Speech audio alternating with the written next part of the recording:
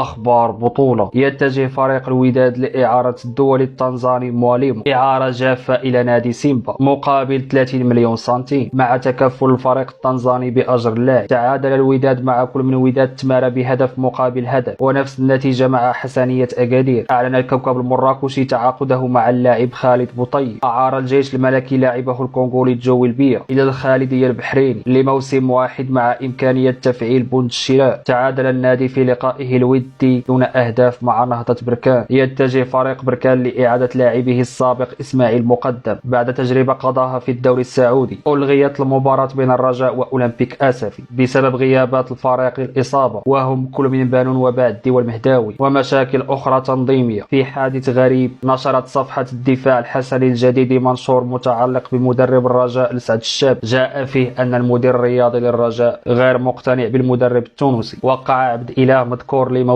مع فريق المغرب الفاسي.